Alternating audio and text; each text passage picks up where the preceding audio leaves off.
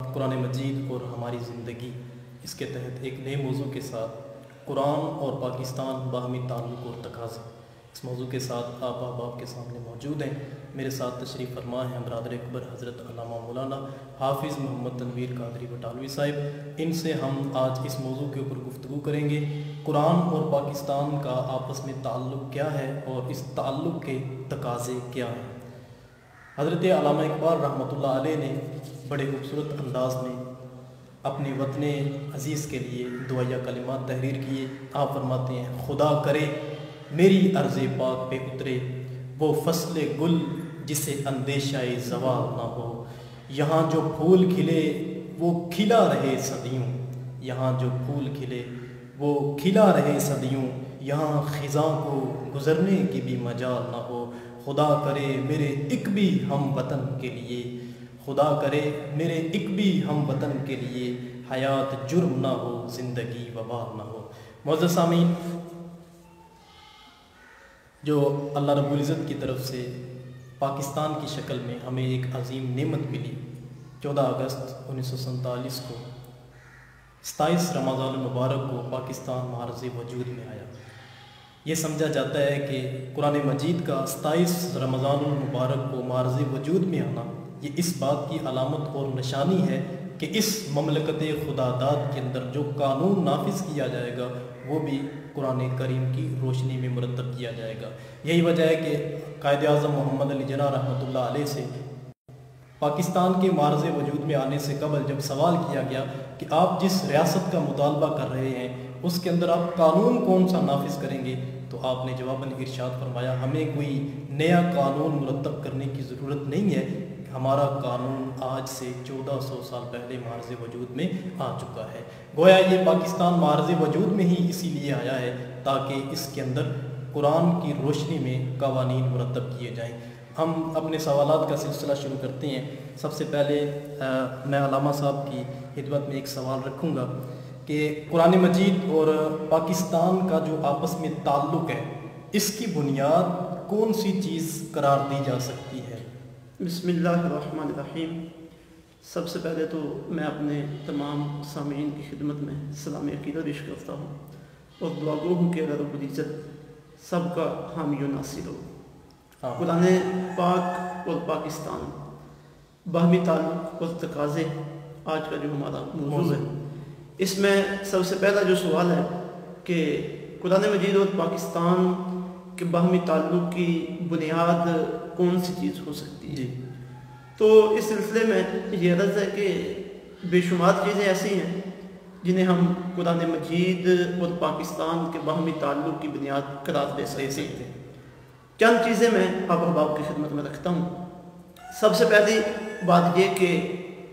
قرآن مجید کا نزول اور پاکستان کا معرض وجود میں آنا، ان دونوں کی رات اور دونوں کا مہینہ اور پھر دونوں کے جو لمحات ہیں ان کے اندر بڑی گہری مناسبت ہے۔ مثلا قرآن مجید کا جو نزول ہوا اللہ رب العزت کی طرف سے، یہ رمضان المبارک کے ببرکت مہینے میں ہوا،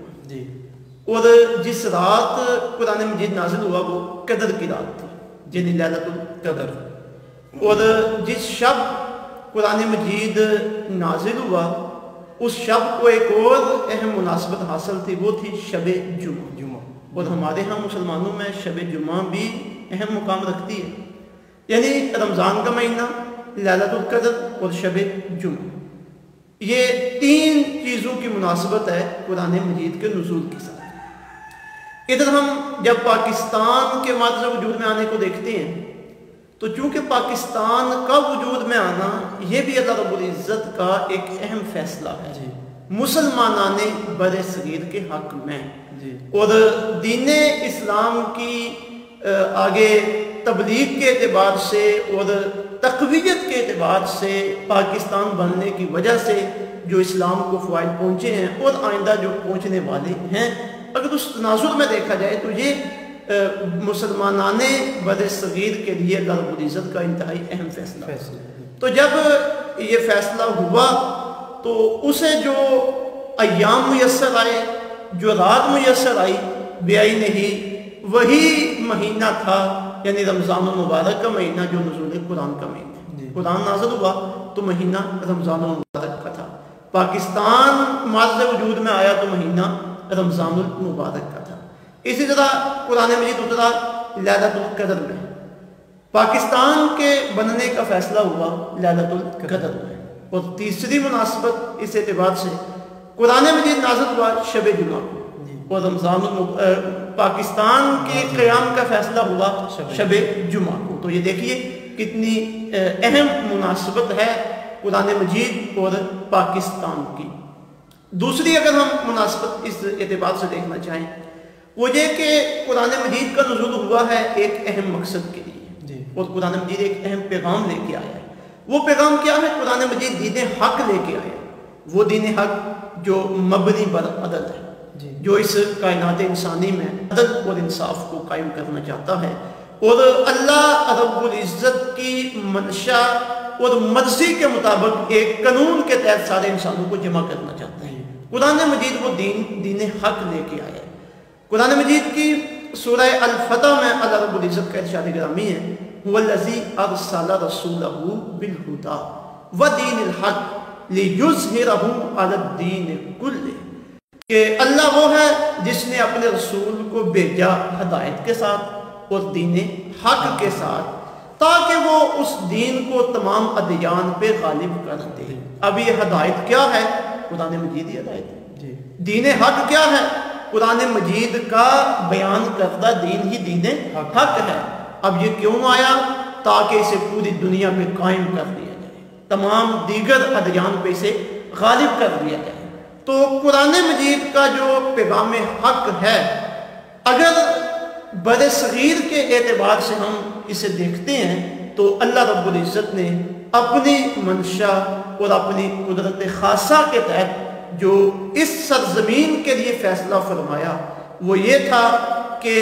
اس علاقے میں جو مملکت وجود میں آئے جس میں اللہ قرآن مجید کا جو دین حق ہے، قرآن مجید کا جو پیغام حق ہے اسے نافذ کیا جائے. تو اللہ رب العزت نے اس کے نفاذ کے طور پہ مسلمانان بر صغیر کو یہ خوبصورت ریاست عطا فرمائی. یعنی قرآن مجید پیغام حق لے کے آیا اور پاکستان اس پیغام حق کو نافذ کرنے کے لیے معرض وجود میں آیا. اور پھر ایک تیسری مناسبت ہم یہ دیکھ سکتے ہیں کہ حضور رحمت دو عالم صلی اللہ علیہ وسلم نے قرآن مجید کا جو پیغام حق تھا اس کی بنیاد پر عرب میں مدینہ طیبہ کی ریاست قائم کی اور اس ریاست کے قیام کے پیچھے جو محرک موجود تھا وہ دو قومی نظریہ تھا، یعنی اسلام اور کفر. اہل مدینہ میں سے جو مہاجرین تھے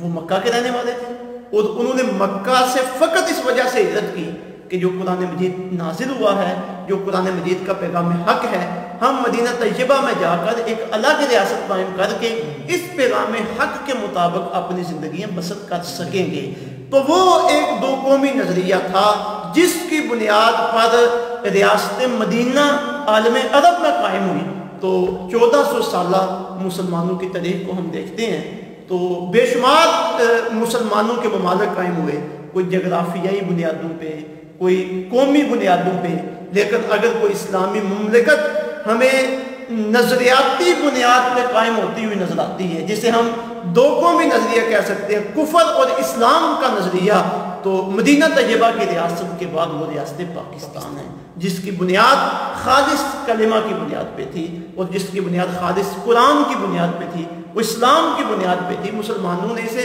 حاصل ہی اس لیے کیا تھا تاکہ ہم اس میں اللہ رب العزت کے قرآن کے قوانین پر آزادانہ عمل کر سکیں. حضرت علامہ اقبال علیہ رحمت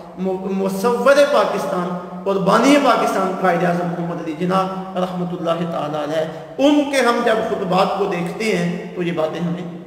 سامنے نظر آتی ہیں کہ اس کا مقصد اسلام کے قوانین کا نفاذ تھا، اس کے مطابق زندگی کو اہل اسلام نے اپنی زندگی کو گزارنا تھا. تو یہ چند مناسبتیں ہیں جو قرآن مجید اور پاکستان کے درمیان ہیں. علامہ صاحب، ویسے تو ایک جو انسان ہے اس کے اوپر اللہ رب العزت کی بے شمار نعمتیں ہیں جن کا بندہ شمار ہی نہیں کر سکتا۔ اللہ تبارک و تعالیٰ قرآن مجید میں بھی ارشاد فرماتا ہے کہ اگر میرا بندہ میری دی ہوئی نعمتوں کو شمار کرنا چاہے تو یہ اس کے لیے ممکن نہیں ہے۔ جی سوال یہ ہے کہ کیا پاکستان کو بھی ہم اللہ رب العزت کی طرف سے ایک نعمت کہہ سکتے ہیں؟ اگر ایسا ہے تو کیا قرآن مجید میں اس نعمت کا تذکرہ ہے؟ کسی حوالے سے ارشاد فرمائیں۔ جی بالکل، میں سمجھتا ہوں کہ ہمارے لیے تو پاکستان اللہ رب العزت کی سب سے بڑی نعمت ہے جی، ہمارے دور کے اعتبار سے۔ اور پھر اس وقت جو بر صغیر کی کیفیت تھی کہ ایک طرف انگریز آئے ہیں اور انہوں نے ہندوستان پہ غلبہ حاصل کیا، اور انہوں نے جو حکومت چھینی تھی وہ مسلمانوں سے چھینی تھی، اور دوسری طرف ہندوستان کے ہندو تھے جو تعداد میں مسلمانوں سے زیادہ تھے، یعنی ان کی اکثریت تھی۔ اب انگریزوں کے آنے سے پہلے وہ مسلمانوں کے ماتحت تھے، اور اب جو ماتحت ہوتا ہے اس کے دل کے اندر جو آقا ہے اور جو نظام حکومت جن لوگوں کے ہاتھوں کے اندر ہے، جو جذبات موجود ہوتے ہیں، ان جذبات کی جو اکثریت ہے وہ جذبات نفرت ہوتے ہیں کہ یہ ہمارے اوپر مسلط ہو چکے ہیں۔ تو جب انگریز نے آ کے یہاں سے مسلمانوں سے حکومت چھینی اور اس نے اپنے قدم یہاں پہ جمانا چاہے، تو سب سے پہلے تو مسلمان اس کے پیش نظر تھے کہ میں نے مسلمانوں سے حکومت چھینی ہے تو کہیں مسلمان دوبارہ بیدار ہو کے یہ چھینی ہوئی حکومت واپس نہ لے لیں۔ تو ایک طرف مسلمانوں کے دشمن انگریز ہیں اور دوسری طرف جو ہندوستان کی اکثریت تھی ہندو، وہ مسلمانوں کے دشمن ہیں۔ تو اس وقت کیفیت یہ ہوا چاہتی تھی کہ انگریز اور ہندو یہ مل کر مسلمانوں کے اسلامی تشخص کو ختم کرنا چاہتے تھے، اور ان کے ارادوں میں یہ باتیں شامل تھی کہ یہاں سے بالکل اللہ نہ کرے اور اللہ کی کرم نوازی بھی ہمارے سامنے حال ہوئی کہ اسلام کا نام و نشان تک مٹا دیا جائے۔ اور قائد اعظم محمد علی جناح علیہ الرحمہ نے بھی اپنی تقریر میں اس بات کو ذکر کیا کہ اگر خدا نخواستہ اللہ نہ کرے ہم پاکستان بنانے میں ناکام ہو جاتے ہیں تو پھر اس ہندوستان میں مسلمانوں کا مستقبل تاریک ہے۔ تو یہ طرح طرح کی پریشانیاں اور مشقتیں، اور پھر جو اس وقت مسلمانوں کا استحصال کیا جا رہا تھا علمی اعتبار سے، معاشی اعتبار سے، سیاسی اعتبار سے، یہ وہ ساری چیزیں تھیں کہ اللہ رب العزت نے کرم نوازی فرمائی، ان سے ہمیں نجات عطا فرمائی اور ایک خوبصورت ملک عطا فرمایا۔ تو اس پریشانی اور مشقت کے عالم میں پاکستان کا اللہ رب العزت کی طرف سے ہمیں عطا ہونا، یہ اللہ رب العزت کی بہت بڑی نعمت ہے اور بہت بڑی کرم نوازی ہے۔ قرآن مجید سورہ الانفال کی آیت نمبر 26 میں اس حوالے سے اگر ہم دیکھیں تو ایک انتہائی اہم آیت تجربہ ہے۔ یہ آیت تجربہ در حقیقت ان اہل اسلام کے لیے ہے جو مکے سے ہجرت کر کے مدینہ طیبہ پہنچے تھے، اور جب وہ مکے میں تھے انہیں طرح طرح کی پریشانیوں اور مشکلات کا سامنا تھا۔ جب مدینہ طیبہ پہنچے ہیں وہاں ان کی الگ ریاست قائم ہوئی اور اللہ رب العزت کی کرم نوازیاں ان کے شامل حال ہوئی، تو اللہ رب العزت نے وہ حقیقت انہیں یاد دلوائی۔ تو میں سمجھتا ہوں کہ یہ آیت طیبہ اس وقت اہل مدینہ کے لیے تھی، اور چونکہ قرآن مجید کا ہر حکم اور ہر آیت قیامت تک آنے والے لوگوں کے لیے رہنما ہے، تو آج اس کے اندر اہل پاکستان کے لیے بھی بڑی واضح رہنمائی موجود ہے۔ تو ارشاد باری تعالیٰ ہے وَاذْكُرُوا إِذْ أَنْتُمْ قَلِيلٌ، یاد کرو جب تم تھوڑے تھے، مُسْتَضْعَفُونَ فِي الْأَرْضِ، زمین میں تمہیں کمزور کر دیا گیا تھا، تَخَافُونَ، تم ڈرتے تھے، يَتَخَطَّفَكُمُ النَّاسُ، کہ لوگ تمہیں اچک لیں گے، فَآوَاكُمْ، پھر اللہ رب العزت نے تمہیں پناہ عطا کی، وَأَيَّدَكُمْ بِنَصْرِهِ، اور اپنی مدد سے تمہاری تائید کی، وَرَزَقَكُمْ مِنَ الطَّيِّبَاتِ، اور اللہ نے تمہیں پاکیزہ چیزوں میں سے رزق عطا کیا، کیوں؟ لَعَلَّكُمْ تَشْكُرُونَ، تاکہ تم اس کا شکر ادا کرو۔ تو اب اسی آیت طیبہ کو اگر ہم اپنے حالات پہ لے کے آئیں تو پاکستان بننے سے پہلے کیا اہل اسلام کی یہی کیفیت نہیں تھی؟ ایک طرف انگریز، ایک طرف ہندو، اور مسلمانوں کی جو تعداد ہے وہ اس ہندو کے اعتبار سے کم، اور پھر ان کے جو منصوبے تھے مسلمانوں کے حوالے سے وہ انتہائی سخت تھے، اور وہ انتہائی پریشان کن اور نقصان پہنچانے والے تھے۔ تو اللہ رب العزت نے کرم نوازی کی، ان کے درمیان سے اللہ نے ہمیں نکالا اور ایک خوبصورت ملک عطا فرما دیا۔ تو یہ اس اعتبار سے قرآن مجید کی آیت طیبہ کے تناظر میں ہم دیکھتے ہیں تو یہ بڑا خوبصورت پیغام ہمیں ملتا ہے کہ قرآن مجید ہمارے لیے واقعی اللہ رب پاکستان ہمارے لیے واقعی اللہ رب العزت کی بہت بڑی نعمت ہے کہ انگریزوں اور ہندو سے چھٹکارا ملنے کے بعد اللہ رب العزت نے یہ پاکیزہ ریاست ہمیں عطا فرمائی۔ اس بات میں کوئی شک نہیں ہے کہ جو آزادی ہے یہ اللہ تبارک و تعالیٰ کی طرف سے واقعی ایک بہت بڑی نعمت ہے۔ علامہ صاحب اپنے اگلے سوال کی طرف بڑھتے ہیں۔ واصف علی واصف رحمۃ اللہ علیہ کا ایک قول ہے کہ پاکستان نور ہے اور نور کو زوال نہیں، آپ اس کو کس نگاہ سے دیکھتے ہیں؟ یہ بالکل واصف علی واصف صاحب علیہ رحمہ بڑا ان کا مبنی بر حکمت یہ جملہ ہے، ان کا یہ خوبصورت قول ہے۔ دیکھیے جی، نور پاکستان کو ہم اس اعتبار سے کہتے ہیں کہ یہ اللہ رب العزت کی قدرت کا اور اللہ رب العزت کی اپنے بندوں پہ کرم نوازی کا اور شفقت کا ایک بہترین مظہر ہے، جس طرح کہ دودھ کو نور کہتے ہیں۔ اب دودھ کو نور کہنے کی کیا وجہ ہے کہ وہ اللہ رب العزت کی طرف سے ایک خوبصورت نعمت ہے بندوں کے لیے، اس میں غذائیت بھی ہے اور بھی بے شمار فوائد انسانوں کے لیے بھی اور جانوروں کے لیے بھی موجود ہے۔ بیک وقت اس سے پیاس بھی بجھائی جا سکتی ہے اور وہ بھوک مٹانے کے بھی کام آتا ہے۔ تو ہم دودھ کو بھی نور کہتے ہیں، وہ بھی اللہ کی نعمت ہے۔ پاکستان اللہ کی نعمت ہے، ہم پاکستان کو بھی نور کہتے ہیں۔ اور پھر پاکستان کے ساتھ نور ہونے کے اعتبار سے جو دودھ کی اگر ہم مماثلت کو دیکھیں تو قرآن مجید کی ایک انتہائی خوبصورت آیت طیبہ ہمارے سامنے آتی ہے۔ یہ آیت طیبہ سورہ النحل کی آیت نمبر 66 ہے۔ اللہ رب العزت کا ارشاد گرامی ہے، جانوروں کے اعتبار سے اور بالخصوص وہ جانور جو دودھ دینے والے ہیں اور جن کا دودھ ہم استعمال کرتے ہیں، وہ کتنی بڑی نعمت ہے۔ ارشاد باری تعالیٰ وَإِنَّ لَكُمْ فِي الْأَنْعَامِ لَعِبْرَةً، بے شک تمہارے لیے جانوروں میں بھی اور غور و فکر کرنے کے لیے بڑی نشانیاں ہیں۔ نُسْقِيكُمْ، ہم تمہیں پلاتے ہیں ان سے مما فی بطون ہی، جو ان کے پیٹوں کے اندر ہے، من بین فرث، گوبر کے درمیان سے، ودم، اور خون کے درمیان سے، لبنا خالصا، خالص دودھ، سائغا للشاربین، جو پینے والوں کے حلق سے آسانی کے ساتھ نیچے اتر جاتا ہے۔ اب دیکھیے اس آیت طیبہ کو، اللہ رب العزت نے جانوروں کا ذکر کیا، بطور نعمت ذکر کیا، اور پھر دودھ کا ذکر کیا، بطور نعمت ذکر کیا، اور پھر ساتھ فرمایا کہ دیکھو دودھ آتا کہاں سے ہے۔ جس جگہ سے وہ دودھ آ رہا ہے، ایک طرف گوبر ہے، ایک طرف خون ہے، اور اللہ کی قدرت ہے کہ گوبر اور خون کے درمیان سے اس نے خوبصورت تازہ اور پینے کے لیے انتہائی خوش ذائقہ دودھ کی نہر جاری کرتے ہیں۔ دونوں طرف گندگی ہے اور اس کے درمیان سے پاکیزہ دودھ آ رہا ہے۔ تو اگر ہم جس وقت تحریک پاکستان چل رہی تھی اس تناظر میں اس آیت طیبہ کو دیکھیے تو ایک طرف ہمیں انگریزوں کی نجاست نظر آتی ہے، عمل کی نجاست، عقیدے کی نجاست، دوسری طرف ہمیں ہندو کے عقیدے اور عمل کی نجاست نظر آتی ہے، اور اس کے درمیان سے اللہ رب العزت نے مسلمانوں کے لیے پاکیزہ وطن پاکستان کی شکل میں نکالا ہے۔ تو یہ پاکستان اللہ رب العزت کا عطیہ ہے، یہ پاکستان نور ہے اور نور کو زوال نہیں ہوتا۔ جی، یہ بڑے خوبصورت انداز میں ایک خوبصورت مثال کے ذریعے علامہ صاحب نے ہمارے سامنے اس چیز کو بیان کیا کہ جو پاکستان ہے یہ واقعی اللہ کا ایک نور ہے اور نور کو کبھی بھی زوال نہیں ہوتا ہے۔ ہمارا ایک سیکنڈ لاسٹ سوال ہے علامہ صاحب، اس کے بعد آخری سوال آپ کے سامنے رکھیں گے۔ یہ بڑا ایک ضروری سوال ہے اور سوال ہے بھی بڑا دلچسپ کہ جو پاکستان کو مضبوط رکھنے کے حوالے سے جو ہمارے سربراہان مملکت ہیں، یعنی ہماری حکومت کے نمائندے ہیں، ان کی ذمہ داریاں کیا ہیں، وہ کون سے کام کریں گے تو پاکستان کا جو استحکام ہے وہ باقی قائم رہے گا؟ جی، اس اعتبار سے سب سے واضح بات یہ ہے کہ پاکستان جس مقصد کے لیے بنا تھا، جی، اس مقصد کو پیش نظر رکھ کے اپنی ذمہ داریاں ساتھ انجام دی۔ مثلا یہ بات تو واضح ہے کہ پاکستان دو قومی نظریہ کی بنیاد پہ بنا ہے۔ پاکستان اسلام کے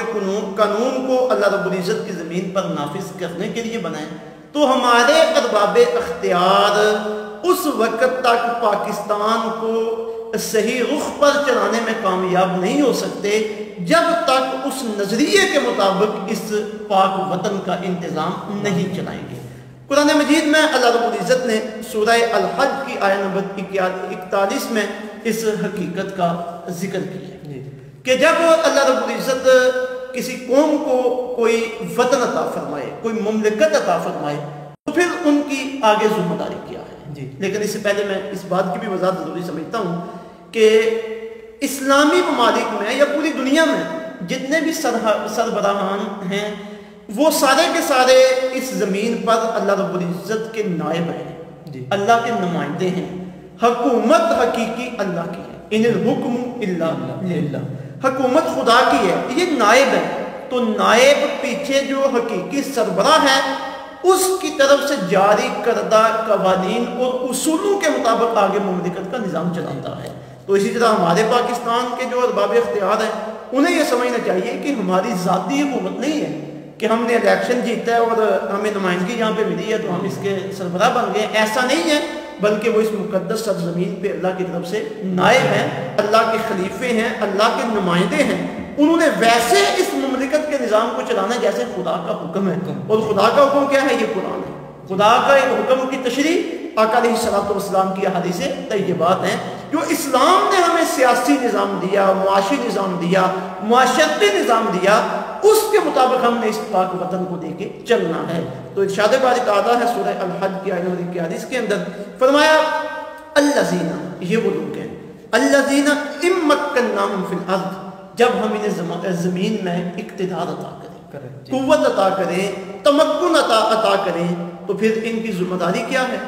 یہ حکومت حاصل کرنے کے بعد کیا کریں؟ فرمایا اقاموا الصلاۃ، نماز قائم کریں، وآتوا الزکاۃ، اور زکوٰۃ قائم کرتے ہیں، وامروا بالمعروف، نیکی کا حکم دیں، ونہوا عن المنکر، برائی سے روکیں، وللہ عاقبۃ الامور، اور سارے انجام بالآخر اللہ ہی کی طرف سارے کام پلٹ کے جانے ہیں۔ تو چار چیزیں اللہ رب العزت نے اس آیت طیبہ میں بیان کی ہیں سربراہان مملکت کی جو ذمہ داری ہے۔ سب سے پہلے اقامت صلاۃ، دوسرا ایتاء زکوٰۃ، تیسرا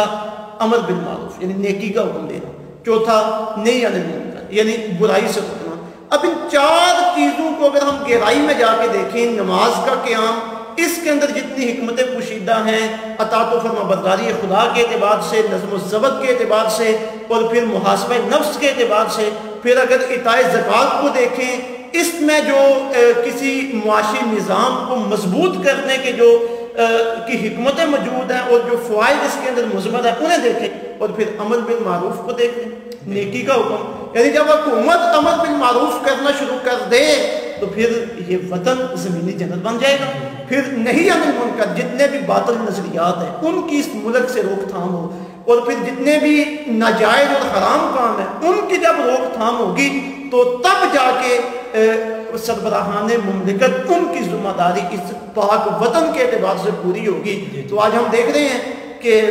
نئے نئے نظریات، مثلا سیکولرزم، لبرلزم، اور پھر ان کے ساتھ ملتے جلتے جو نظریات ہیں وہ پاکستان میں آ رہے ہیں، اور پھر ان کی وجہ سے پاکستان کی بنیادوں کو ہلایا جا رہا ہے، نظریہ پاکستان کو دفن کرنے کی کوششیں کی جا رہی ہیں۔ تو میں سمجھتا ہوں اس وقت ہمارے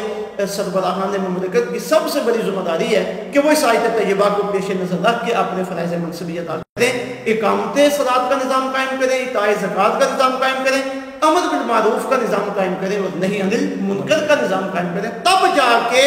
اس مملکت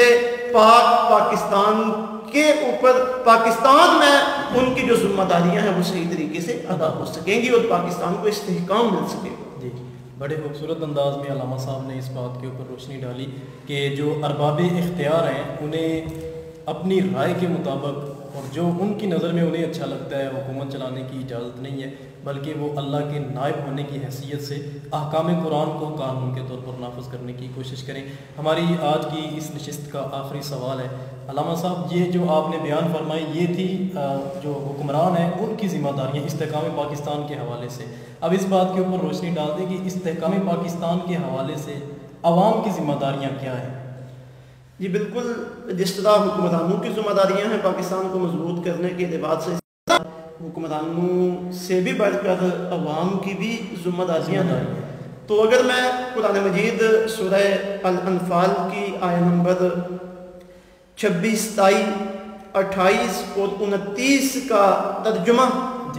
اپنے سامعین اور ناظرین کی خدمت میں پیش کر دوں تو امید ہے کہ بات کافی حد تک واضح ہو جائے گی اور پھر اپنے حالات کے ساتھ ہم اس کی تطبیق کر دیں گے۔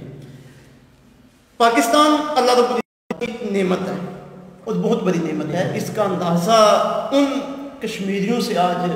ان کی کیفیت کو دیکھ کے لگایا جا سکتا ہے، یا ان لوگوں سے کہ جو مختلف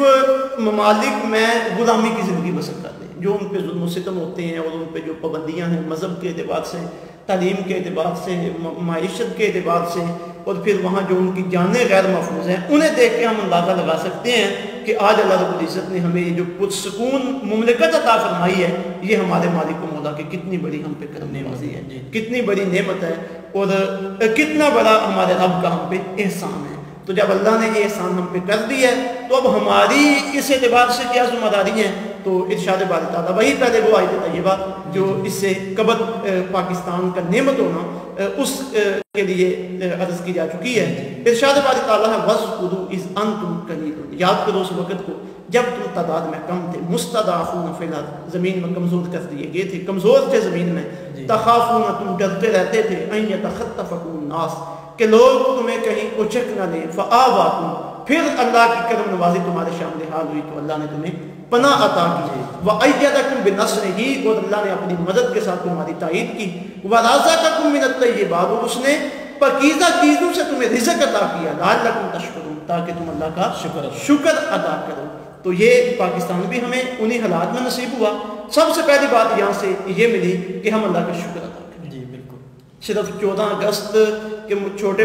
بڑے پروگرام کرنا ہی اللہ کا شکر نہیں ہے، بلکہ یہاں اللہ رب العزت کی بارگاہ میں ہم نوافل ادا کرتے ہوئے اور جن لوگوں نے قربانیاں دی ہیں ان کے لیے قرآن خوانی کر کے بلندی درجات اور بخشش کی دعائیں مانگے، اور پھر سارا سال ہم اللہ رب العزت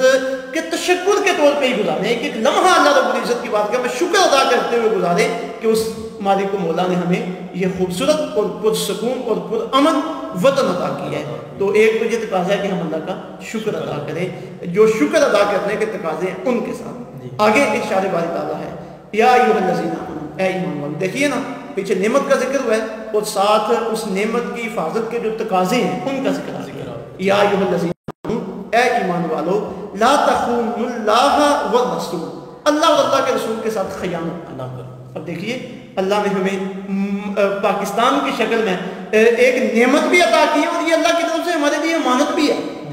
امانت اس اعتبار سے ہے کہ اللہ نے نعمت دے کے ہمیں اللہ آزما رہا ہے کہ ہم اللہ کی نعمت کے ساتھ کیا سلوک کرتے ہیں، کیا اس کا حق بھی ادا کرتے ہیں یا نہیں کرتے ہیں۔ تو فرمایا اللہ اور اللہ کے رسول کے ساتھ خیانت نہ کرو۔ اب اس کا معنی اس اعتبار سے بھی سمجھا جا سکتا ہے کہ پاکستان میں چھوٹے آدمی سے لے کر، یعنی منصب کے اعتبار سے چھوٹے، گھر میں آدمی موجود ہے یا اپنا کوئی پرائیویٹ کام کر رہا ہے جس سے ملک کو براہ راست فائدہ پہنچ رہا ہے، یا کوئی بڑے عہدے پہ فائز ہے، تو جس کی جو ذمہ داری ہے وہ کما حقوق سے پورا کرنے کی کوشش کرے، اس میں خیانت نہ کرے، سستی اور کوتاہی کا مظاہرہ نہ کرے۔ یہ سستی اور کوتاہی پاکستان کے حق میں جو سستی اور کوتاہی ہے، در حقیقت اللہ کے دین کے حق میں سستی اور کوتاہی ہے، کیونکہ یہ اللہ رب العزت کی عطا کردہ ہمارے پاس نعمت ہے۔ آگے فرمایا وَتَخُونُوا أَمَانَاتِكُمْ، اور آپس کی جو تمہاری امانتیں ہیں ان میں بھی خیانت نہ کرو، وَأَنْتُمْ تَعْلَمُونَ، حالانکہ تم جانتے ہو، یعنی جان بوجھ کے تم خیانتیں نہ کرو۔ آگے فرمایا وَاعْلَمُوا، جان لو، أَنَّمَا أَمْوَالُكُمْ وَأَوْلَادُكُمْ فِتْنَةٌ، یہ تمہارے مال اور تمہاری اولادیں تمہارے لیے آزمائش ہے۔ اب دیکھیے نا ذرا، جتنے بھی لوگ کرپشن میں مبتلا ہوتے ہیں، چوری، ڈاکہ زنی اور اپنے ملک کی رازوں کو فاش کرنا اور پھر ملک کو نقصان پہنچانے میں باہر کے دیگر ہمارے دشمنوں کے ایجنٹوں کے ساتھ ملنا اور پھر اپنے ملک کے ساتھ غداری کرنا، خیانت کرنا، نقصان پہنچانا، یہ سارے کے سارے کام لوگ کس لیے کرتے ہیں؟ مال کے لیے۔ جی بالکل، مال جمع ہوگا مکان کے لیے، گاڑی کے لیے، اپنے اولاد کے بہتر مستقبل کے لیے۔ تو فرمایا جا رہا ہے لوگوں، مال اور اولاد سے ہوشیار رہنا، کہ ایسا نہ ہو کہ یہ تمہارے لیے خیانت کرنے کا سبب بن گئے، یہ تمہارے لیے فتنہ ہے، ان سے بچ کے رہنا، اس آزمائش میں کامیاب ہونے کی کوشش کرنا، کہیں تم ان کی وجہ سے فتنے میں مبتلا نہ ہو جاؤ۔ وَأَنَّ اللَّهَ عِندَهُ أَجْرٌ عَظِيمٌ، اور بے شک جو اللہ کے پاس ہے وہ بڑا عظیم اجر ہے۔ تو تم چلتے رہو، محنت کرتے رہو، اپنے حصے کا کام کرتے رہو، اور دنیا کی نعمتیں تو تمہیں ملے ہی ملے گی، لیکن جو حقیقی نعمت ہے وہ تمہیں کہاں سے ملنے والی ہے؟ اللہ کی بارگاہ سے تمہیں اجر ملنے والا ہے۔ تو ان آیات طیبات کے تناظر میں میں اپنے باپ کی خدمت میں یہ عرض کروں گا کہ ہمیں پاکستان بنانے کے جو مقاصد تھے انہیں پیش نظر رکھ کر زندگی گزارنی چاہیے، اپنے ملک کی فلاح و بہبود کے لیے، اپنے ملک کی حفاظت کے لیے، بہتری کے لیے جہاں تک ہو سکے جتنا ہم کر سکتے ہیں ہمیں محنت کرنی چاہیے، مشقت کرنی چاہیے، اپنے ملک کو دعاؤں میں یاد رکھنا چاہیے، اور عقائد و نظریات کے اعتبار سے کوئی ایسا عقیدہ ہمیں نہیں اپنانا چاہیے جو ہمارے دو قومی نظریے کے مخالف، یعنی ہمارے عقائد و نظریات بھی اسلامی ہوں، ہمارے کام بھی اسلامی ہوں، ہماری فکر اسلامی ہو، ہمارے اعمال